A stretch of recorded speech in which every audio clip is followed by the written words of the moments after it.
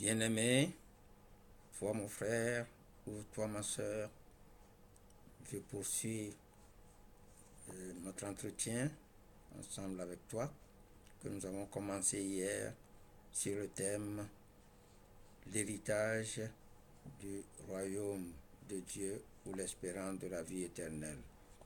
Nous avons trouvé que c'est important pour toi et moi. Nous devons y travailler.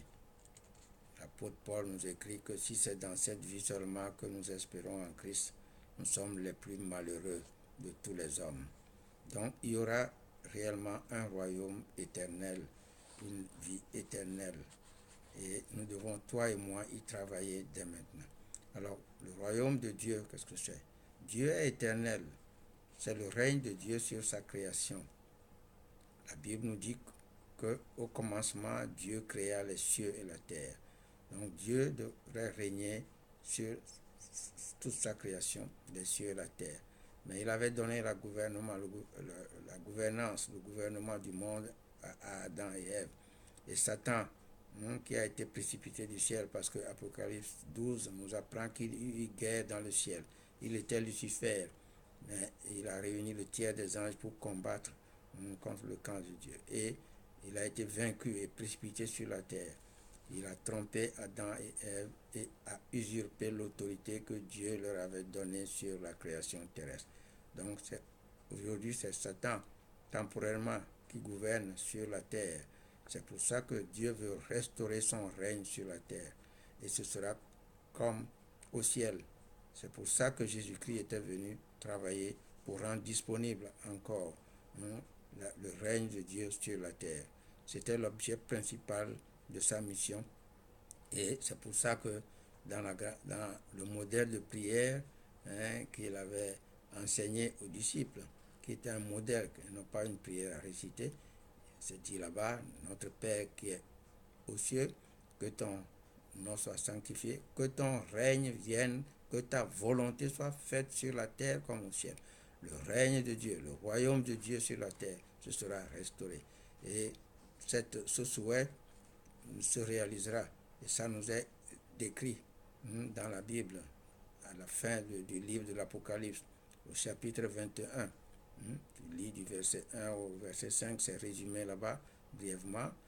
Et tout ce que nous connaissons aujourd'hui sous le règne du diable, qui a pris par force, par ruse, par mensonge, le gouvernement que Dieu avait donné à Adam et Ève, alors c'est Satan qui gouverne dans le monde et tout ce qui nous fait subir aujourd'hui, tout cela va disparaître. La Bible dit que c'est lui qui a le pouvoir de la mort, c'est lui qui tue. Et quand Satan tue, nous accusons Dieu. C'est lui, c'est un accusateur. Son nom, c'est l'accusateur. Donc, le règne de Satan va terminer sur la terre et Dieu va restaurer son règne. C'est ce que nous décrit dans Apocalypse. Et là, il dit que Dieu essuiera toute larme de nos yeux. Et la mort ne sera plus. Il n'y aura plus ni deuil, ni cri, ni douleur. Ce serait la joie éternelle parfaite, le rétablissement du royaume de Dieu sur la terre. Donc, ce royaume viendra. C'est pour ça que Jésus-Christ est venu travailler pour rendre ça disponible. Mais maintenant, il appartient à toi et à moi de faire un choix. Est-ce que nous voulons continuer à être des esclaves du diable? Parce que le diable est comme le pharaon de la terre. Il règne et la terre est son Égypte. Et nous sommes ses esclaves, tous les humains sortis d'Adam et Ève, toi et moi.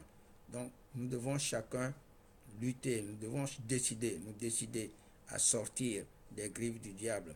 Et c'est pour ça que chacun doit travailler pour avoir l'héritage, pour hériter, pour devenir un sujet de Dieu dans ce royaume. C'est ça l'objectif principal donc, de notre entretien. C'est pour te montrer quelles sont les voies et moyens, qu'est-ce que tu dois faire pour avoir le droit de citer dans le royaume éternel de Dieu. Donc c'est pour ça que je dis que c'est un sujet important pour toi et moi. Si tu ne fais pas ton choix, aujourd'hui nous appartenons, tous les humains sortis d'Adam et Ève, nous sommes les sujets du diable. Si tu ne te décides pas de quitter l'esclavage du diable pour aller vers Dieu, tu resteras avec lui. Lui, il est vaincu. Jésus-Christ l'a combattu, l'a vaincu, mais son temps, le temps de son règne est fixé, il le sait. Il ira dans les temps de feu. Et si tu restes avec lui, tu iras aussi dans les temps de feu, qui est décrit en Apocalypse 20 là-bas. Donc, mon frère, c'est pourquoi je dis, c'est mon cœur pour toi, c'est par amour fraternel. Tu dois faire un choix, tu dois te décider. Est-ce que tu veux appartenir au Dieu Tout-Puissant qui va restaurer son règne sur la terre? Mais je t'apprends une chose, si tu te décides maintenant, Dieu fait grâce, et la promesse qui t'est faite, si tu te décides maintenant dans la période de la grâce, parce qu'il y a 7 périodes bibliques, le paradis originel, c'était Adam et Ève, c'est fermé, c'était sur la terre. Le paradis, ce n'est pas le ciel. Donc ce paradis sera restauré à la fin du livre de l'Apocalypse. C'est de ça que je viens de parler. Ce sera le royaume sur la terre aussi, le règne de Dieu sur la terre. Mais Dieu fait grâce si tu te décides aujourd'hui pour lui appartenir. Il te fait grâce pour aller au ciel, auprès de son trône. C'est la promesse qui est faite. Il dit, notre cité à nous est dans les cieux. Donc, mon frère et ma soeur, c'est là mon cœur pour toi. C'est pour t'amener, te faire décider à suivre la voie que Dieu a tracée. C'est ça l'objet de cette étude, de cet entretien, de ces entretiens que nous allons avoir ensemble. À te décider maintenant, dans cette vie-ci, pour avoir droit de cité dans le royaume éternel de Dieu. Ce n'est pas un mythe, c'est une vérité. Et si quelqu'un te trompe maintenant que le paradis existe, que si tu te tues, tu vas aller au paradis, c'est archi faux. Le paradis est fermé, tu ne seras restauré que à la fin des événements décrits dans le livre de l'Apocalypse. Donc voilà pour aujourd'hui. Je t'incite vraiment, je t'encourage à me suivre jour et jour, jour après jour, pour te préparer une place dans le royaume éternel de Dieu aussi. Que Dieu te bénisse et à la prochaine. Bye bye.